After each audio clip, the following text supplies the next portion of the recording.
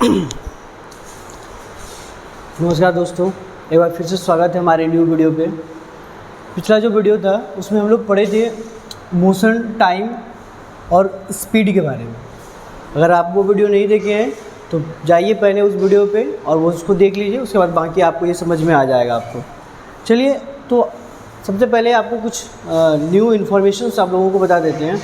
अभी तक तो जो भी वीडियो आप लोग देख रहे थे, जो न्यू व्यूवर है उसके लिए ये सारे एकेडमिक से रिलेटेड थे। बहुत जल्द आप लोगों के लिए मैं जो कंपटीशन से रिलेटेड साइंस आने वाले हैं, जितने भी न्यू वैकेंसीज आ रही हैं उसमें जो क्वेश्चंस आपके रिलेटिव आते हैं साइंस का, वो सारा पोर्शन मैं क्लियर कराने वाला हूँ उस चैनल पे।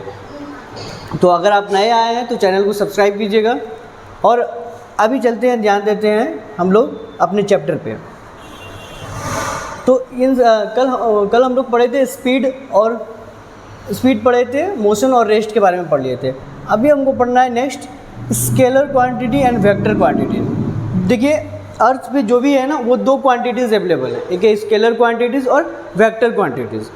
अब स्केलर क्वांटिटीज़ और वेक्टर क्वांटिटीज़ क्या होता है इसके बारे में समझते हैं। पहले डेफिनेशन देखते हैं क्या होता है।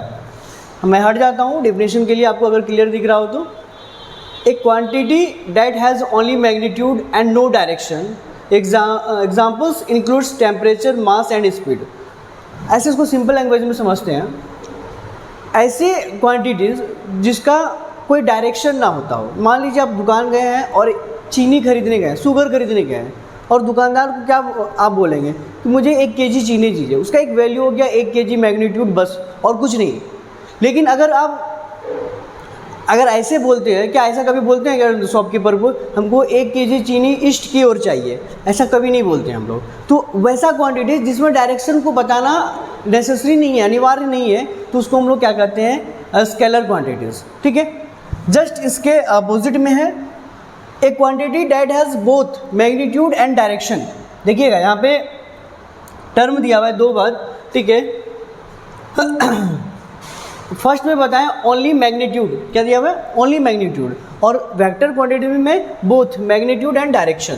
तो जब जिसमें सिर्फ मैग्नीट्यूड दिया हो तो उसको हम लोग बोलेंगे स्केलर क्वांटिटी, और जिसमें मैग्नीट्यूड और डायरेक्शन दोनों दिया हो उसको क्या कहेंगे कि वो वेक्टर क्वांटिटीज़ है। फॉर एग्जांपल फोर्स, अगर हम किसी के ऊपर फोर्स लगा रहे हैं तो वो क्या हो रहा है कि हम अपने 5 न्यूटन 6 न्यूटन कुछ ना कुछ फोर्स का वैल्यू होगा और एक पर्टिकुलर डायरेक्शन में लगाएंगे। मान लीजिए हम इधर से फोर्स लगा रहे हैं तो ये फोर्स एक इस डायरेक्शन में जा रहा है, इसका एक पर्टिकुलर डायरेक्शन में होगा जिसमें कि हम फोर्स लगा रहे हैं।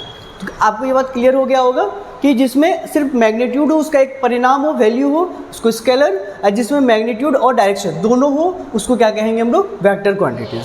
क्लियर है। चलिए, इसके बाद जो नेक्स्ट टर्म आता है आप लोगों का, नेक्स्ट टर्म है जो सबसे इम्पोर्टेंट और समझने लायक है, डिस्टेंस और डिस्प्लेसमेंट। क्या फ़र्क है डिस्टेंस और डिस्प्लेसमेंट में, एक एक करके देखिए। क्वेश्चन फर्स्ट है डिस्टेंस। बोला a scalar quantity that refers to the total length of the path travel by object regardless of its straight ending and point, it does not consider direction। अब इसको simple language में समझते हैं कि क्या होता है। ठीक है। मान लीजिए आपका घर जो है इस पोजीशन ए पे है, ठीक है, और आपको जाना है कहाँ पे, बी पे। एग्जाम्पल से समझेंगे तो ज़्यादा बेटर रूप से समझ पाएंगे। ठीक है। आपका घर ए पे है और हमको जाना है बी पे। लेकिन जब आप घर से निकले तो आप पहले सी, यहाँ इस पोजीशन सी पे गए, उसके बाद फिर यहाँ आ गए डी के पास, उसके बाद फिर यहाँ आ गए हम इधर से बी के पास। तो ए से बी तक जाने के लिए आपको अलग अलग डायरेक्शन का यूज़ करना पड़ा, अलग अलग रास्ता का यूज़ करना पड़ा। क्या बताएं आपको कि ए से बी तक जाने के लिए आपको अलग अलग ये डायरेक्शन का यूज़ किया, अलग अलग रास्ता का यूज़ किया। तो अगर हम पूछेंगे क्या डिस्टेंस हो गया, तो हम जो एक्चुअल लेंथ है जहाँ से मैंने गया, तो मान लीजिए इसका अगर 2 मीटर है, इसका 2 किलोमीटर, इसका 1 किलोमीटर और इसका 3 किलोमीटर। ठीक है। तो ये जो आपका डिस्टेंस हो गया वो कितना हो गया, 2, 3 और 3 6, टोटल डिस्टेंस आपका 6 किलोमीटर हो गया। ठीक है।